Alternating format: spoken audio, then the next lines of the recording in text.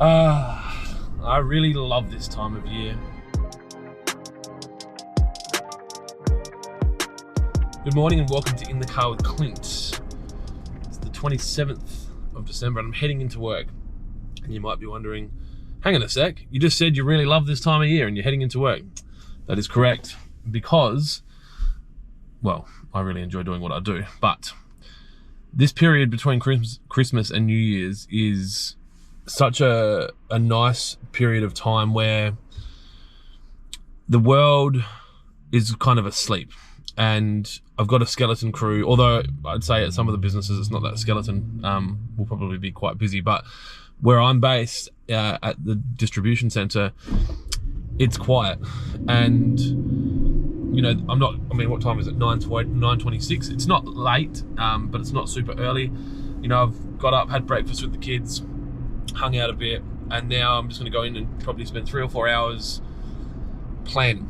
And I don't know that this is something that business owners are doing enough of, and it doesn't have to happen now, but you know, we get so caught up sprinting in one direction with no real understanding of why we're going there, or even if we're going to get there, and if we're getting there at all.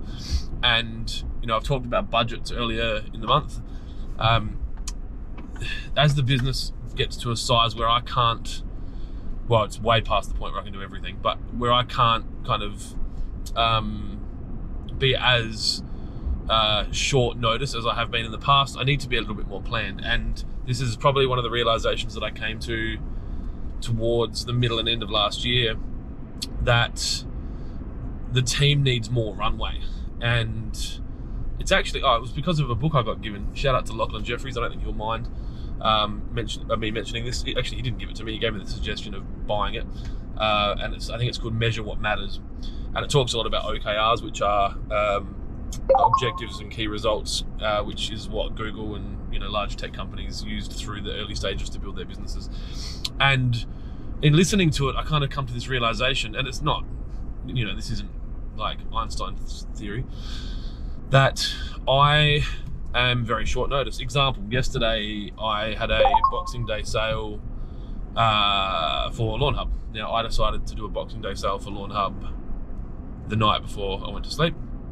I set up some discount codes, woke up, made some images in Canva, posted some ads on social media, sent out an email blast, sent out a text blast, and had a massive sales day. Now, my team probably would have benefited from knowing that I was going to do that for a few reasons. One, the media team need to be doing the media, not me, because I'm not as good. Two, the Lawn Hub distribution team would have probably liked to know that they were going to walk into a circa 600 or 700 order day this morning. And you know, there's probably some flow-ons for the finance team needing to know that we're having chunks of money go in certain directions, and there's lots of other flow-on. So my key focus, or one of my key focuses this year, because I've got a few, is giving the team some runway. And you know, we've got some lofty goals. WaterPro are looking at opening an additional store outside of South Australia this year.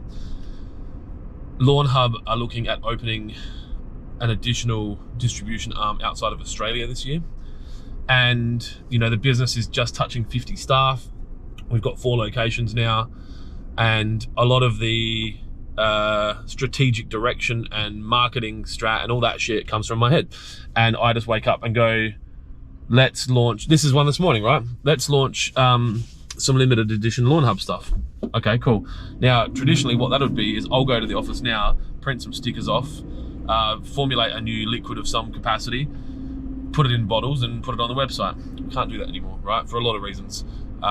So now it'll be a case of me getting that out of my head, passing that on to my media team, passing that on to my Lawn Hub management team, and then working out the feasibility of, like, well, if we sell, you know, how many do we need? Do we need 2,000 litres? Do we need 10,000 litres?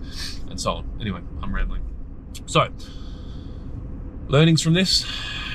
If whatever stage you're at in business, with however many staff you've got, the earlier you can get into the habit of setting your objectives and communicating them with the entire business, the better you will do. And we've never had a shortage of communication when it comes to the goals. You know, $100 million of turnover, here are our values, we don't deal with dickheads, we make money, right, all that jazz.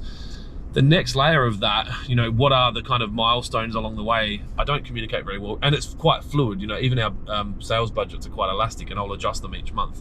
You have to when you're growing fast, I think.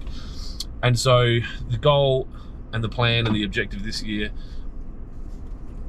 probably as an umbrella above all of the activity, is that I'm communicating a lot better, because even, I'm just thinking about it now, even my time, you know, people are going to want to know where I'm going to be. I'm getting asked that a bit more now, like, can you come to this meeting? Are you available to do that? You know, we've got a lot of travel. We do client trips. I'll be overseas a bit.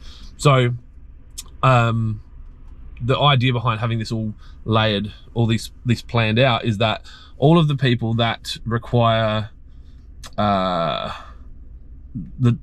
need to know what I want them to do, so that they can work out what they need to do, so that we can get to the direction that we're going. I haven't done that well in the past, so that's the idea today, to start talking to my senior management team about our key objectives for 2024, and then work out how we're going to communicate that through the rest of the team, so that everyone's, you know, pulling in the same direction, so that we get to the end of the year and we've actually made some strong achieve some strong success in the areas that we want.